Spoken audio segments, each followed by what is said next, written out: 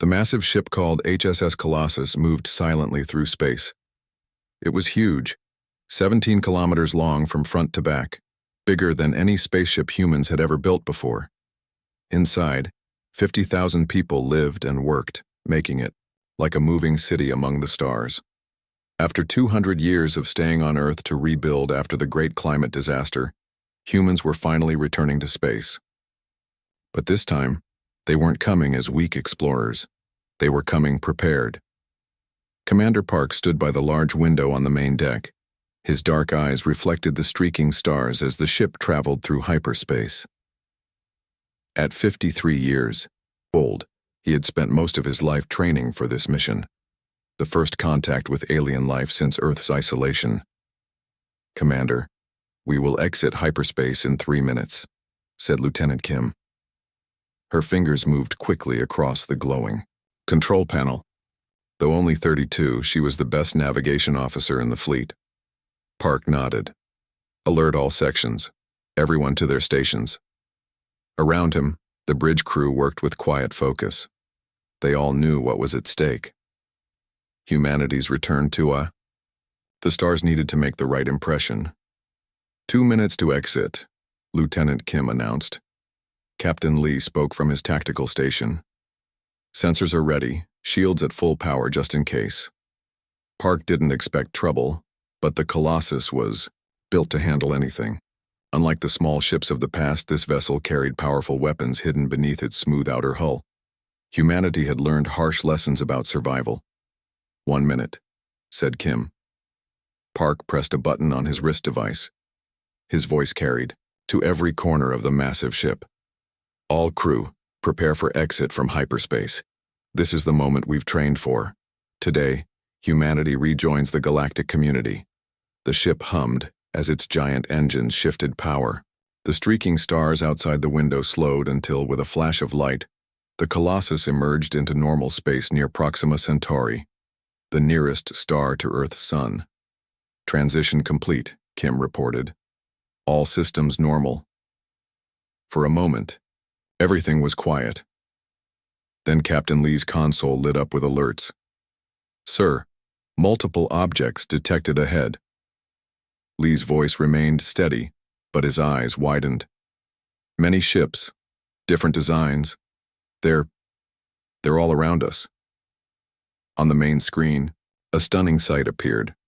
Dozens of vessels of various shapes and sizes floated in space before them.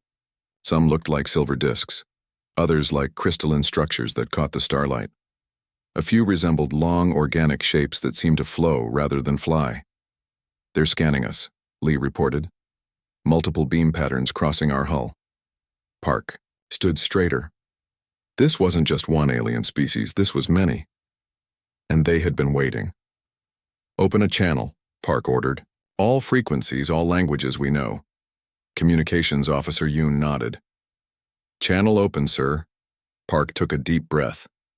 "This is Commander Park of the human starship Colossus. We come in peace as representatives of Earth." For several long seconds, there was no response. Then the communications panel lit up with incoming signals. "Multiple responses," Yoon said, sounding surprised. "They're all talking at once. Different languages. But the translation program is working. They seem shocked." "Sir, put the clearest one on screen," Park ordered.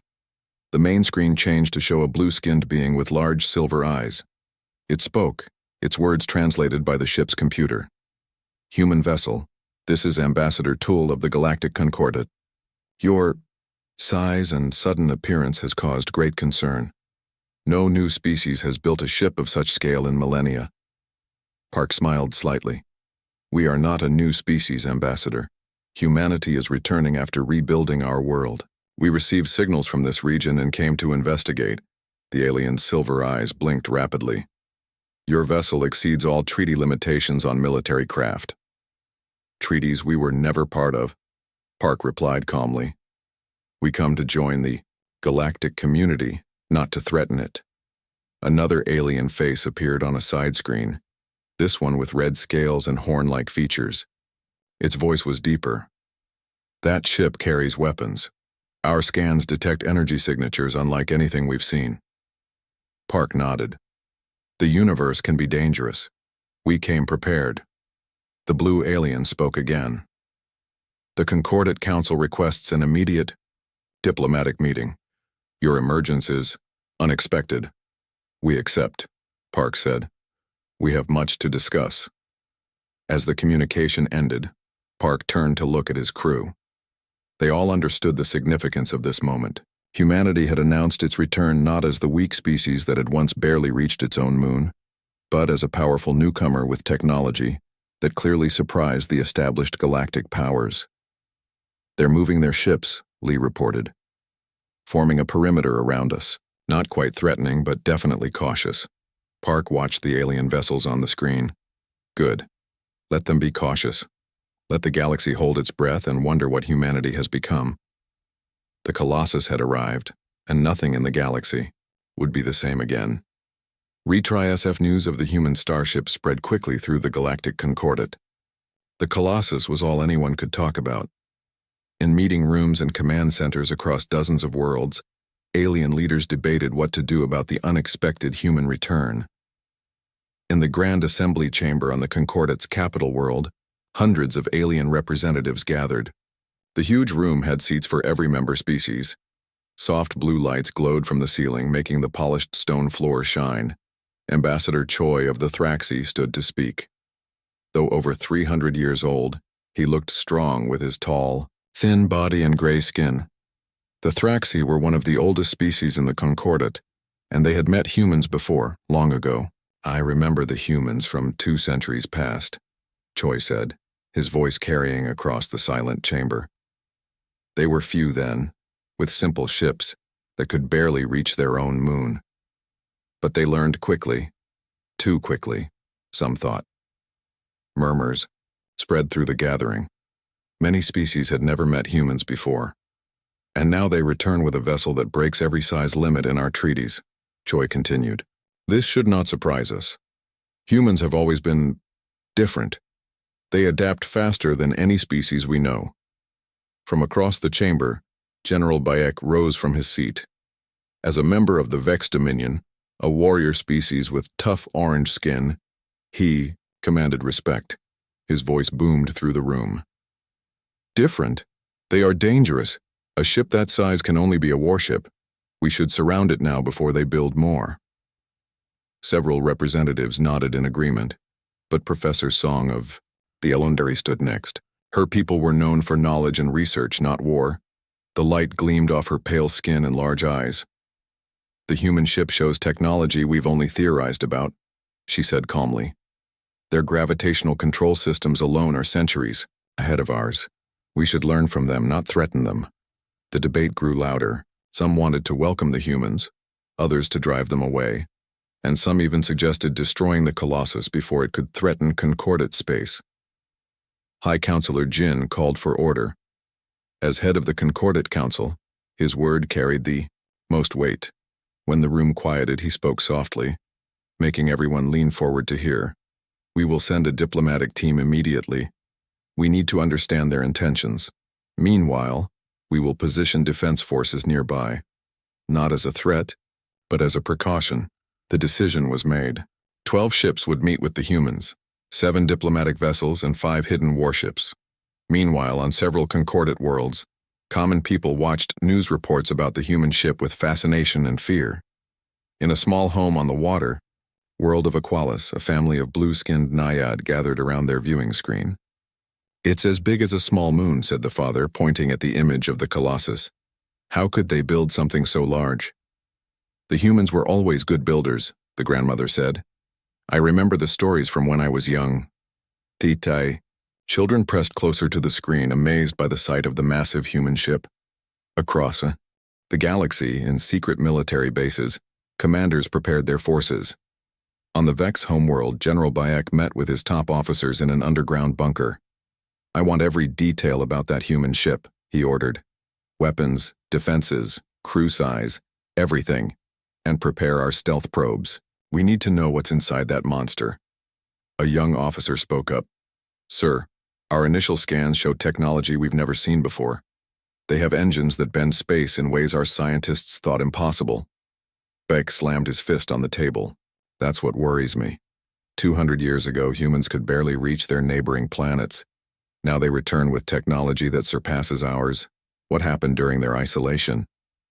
In her laboratory on the Elendari homeworld, Professor Song studied the sensor readings from the Colossus with growing excitement. Her assistants worked nearby, analyzing different parts of the data. The energy signature from their drive system shouldn't be possible, one assistant said.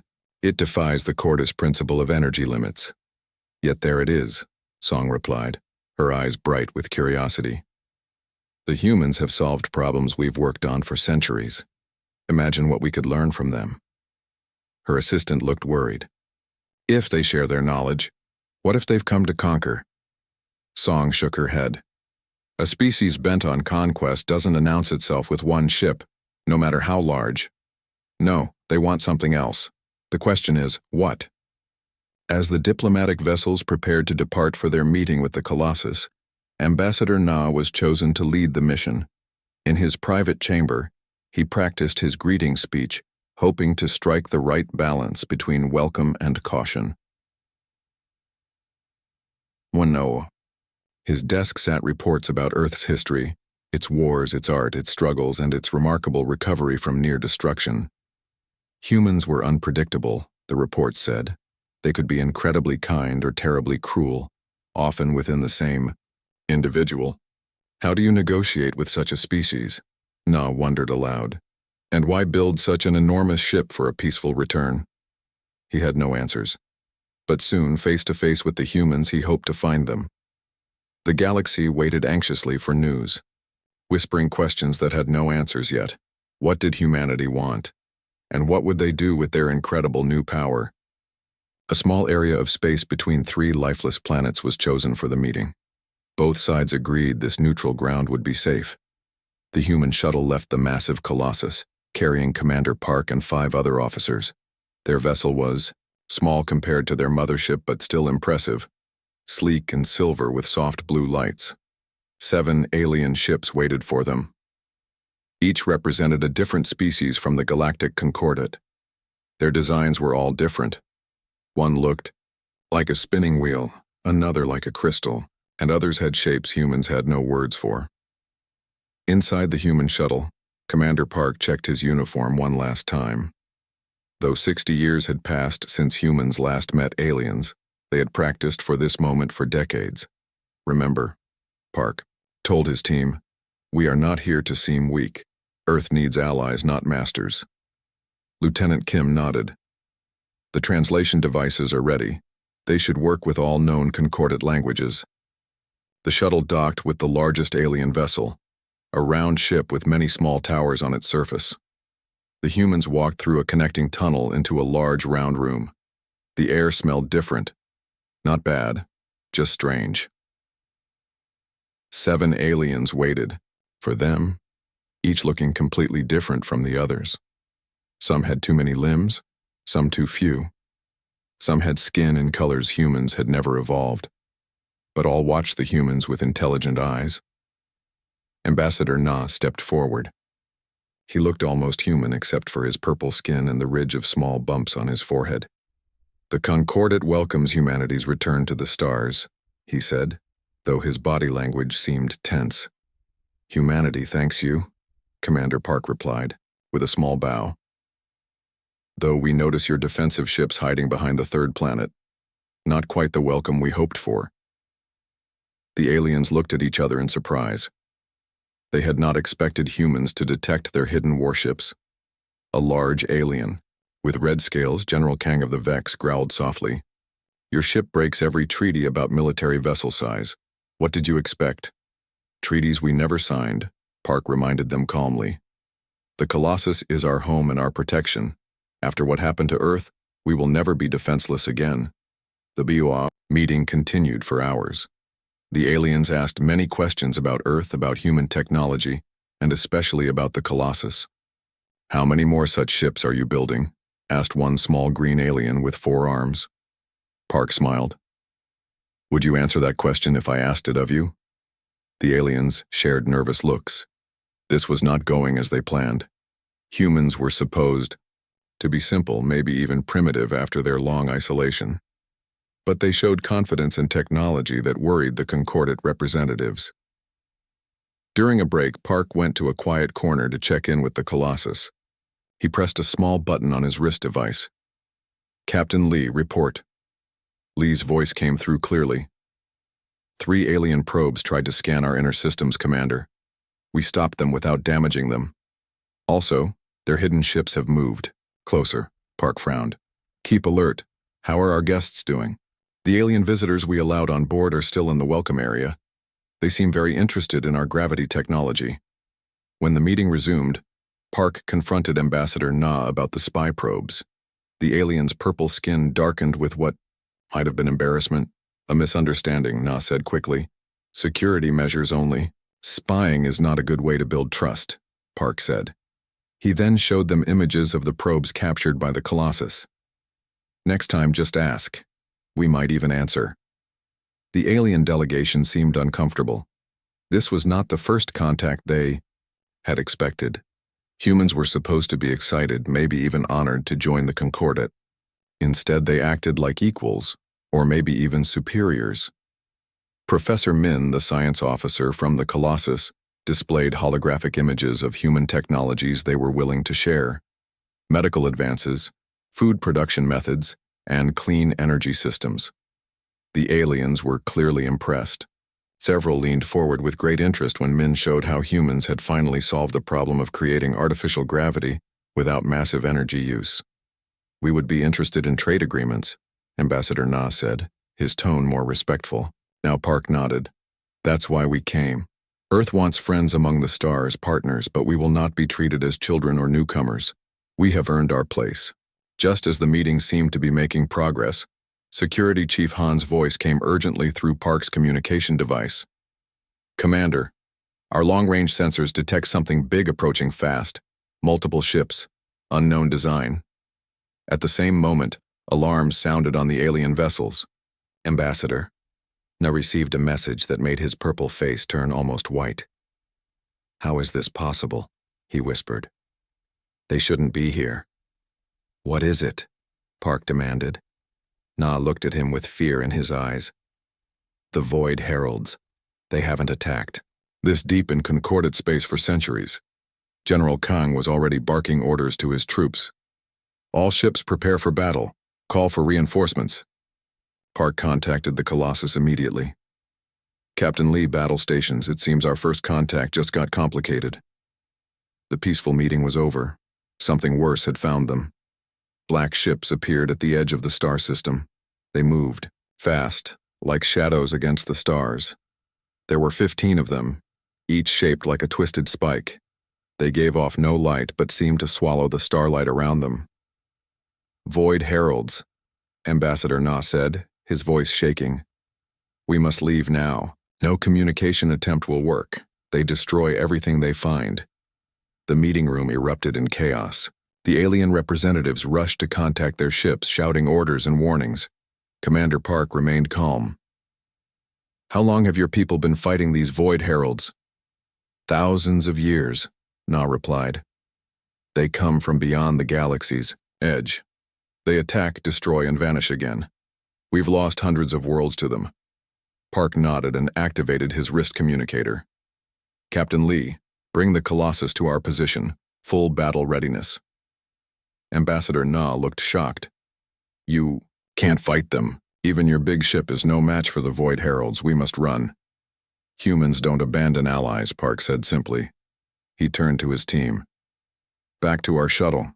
The Colossus will need us." As they rushed back through the docking tunnel, the first attacks began. One of the smaller alien diplomatic ships exploded in a flash of light. The Void Herald ships fired black energy beams that cut through shields like they weren't there. From the shuttle window, Park watched as the Concordate's hidden warships moved to attack. They fired bright energy weapons at the black ships, but their shots seemed to disappear into the darkness without effect. "The Colossus is 3 minutes out," Lieutenant Kim reported as she piloted their shuttle away from the battle.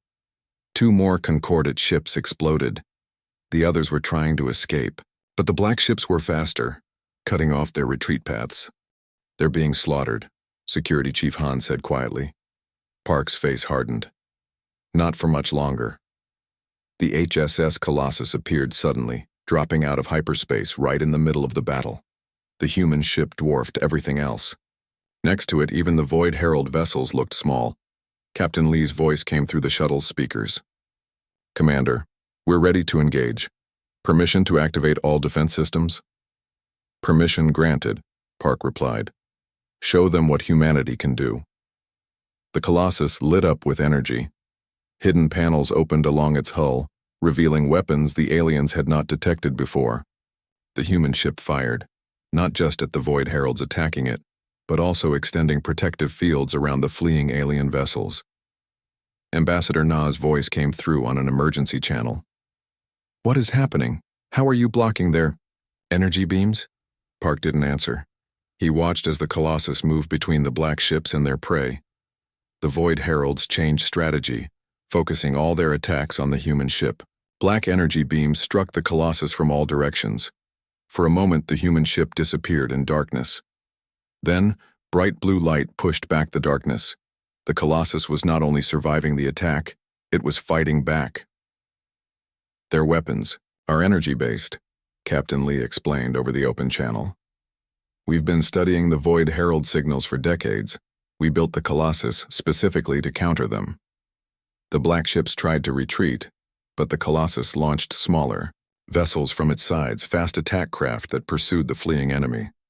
Bright energy torpedoes struck 3 of the black ships, causing them to break apart in strange, silent explosions. The remaining Void Heralds vanished into hyperspace, leaving behind only debris and shocked alien observers. Commander Park's shuttle docked with the Colossus. When he returned to the bridge, Captain Lee was coordinating rescue efforts for damaged Concordate ships. "Casualties?" Park asked. "None on our side," Lee reported. "Our shields held at 60%. The aliens weren't so lucky. They lost 4 ships completely. The others have damage and injuries." Park looked at the view screen showing the alien ships. Some were barely operational, limping along with visible damage. "Offer medical assistance and repair teams to any ship that needs help." Ambassador Na's face appeared on the communication screen. He looked shocked and confused. "You knew they were coming, didn't you? That's why you built such a ship. That's why you came back to this part of space now." Park nodded slowly. "We detected their signals 20 years ago. We couldn't understand the messages, but we could tell they weren't friendly. Earth decided we needed to be prepared. But how did you defeat them? The Concordate has been fighting the Void Heralds for millennia without finding a way to block their weapons." Park exchanged looks with his officers before answering. "Sometimes, fresh eyes see solutions that others miss. Humanity had to solve many problems to survive on Earth. We applied those lessons to this threat." The alien representatives were gathering on the main Concordate ship. Through the view screen, Park could see them talking excitedly, pointing at images of the Colossus. "They want to meet again," Lieutenant Kim said, listening to incoming messages. "Immediately, all the species are calling in their leaders." Park nodded. "Tell them we accept. I think the real first contact begins now." On the tactical display, Officer Yoon pointed to distant sensor readings. "More Void Herald signals, sir. Much farther out, but moving this way. Many more ships this time." "Then we don't have much time," Park said. "The real battle hasn't even started yet." The grand meeting room on the Colossus was filled with alien leaders.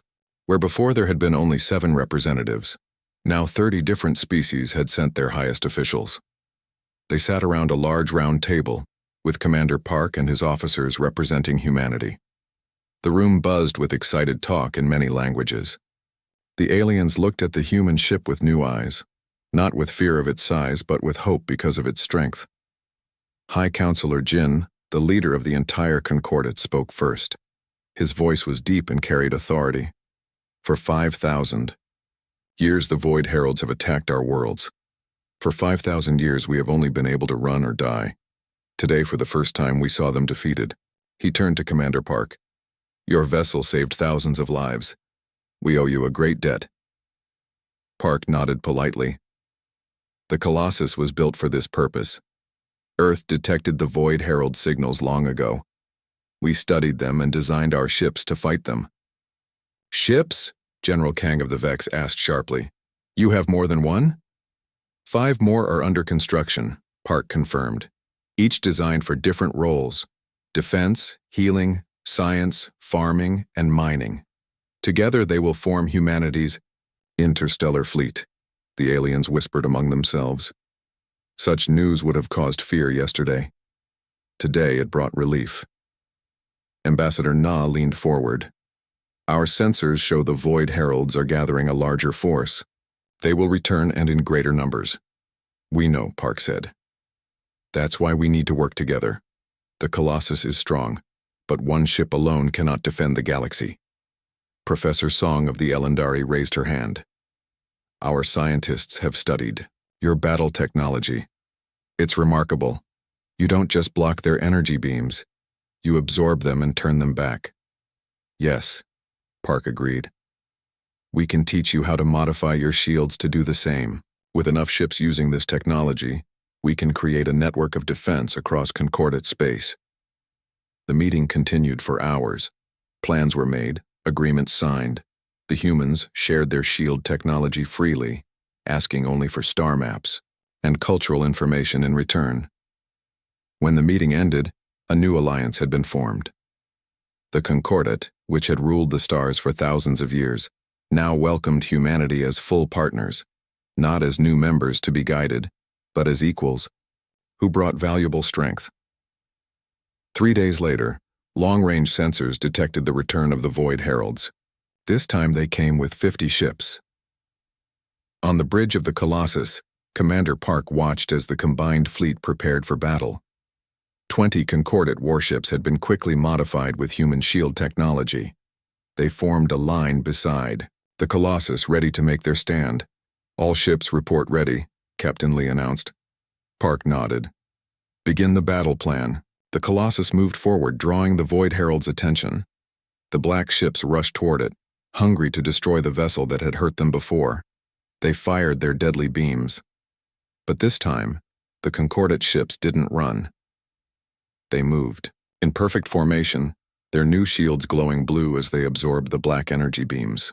Then they fired back, their weapons now effective against the enemy. The battle was fierce but short. The Void Heralds, facing organized resistance for the first time in millennia, broke formation and fled. They're running, Security Chief Han reported with a smile. All the way back to the galaxy's edge, according to our trackers. A cheer went up across the bridge. Similar celebrations erupted on the alien ships. For the first time in their long history, the Concordate had won a clear victory against their ancient enemy. In the weeks that followed, humans and aliens worked closely together.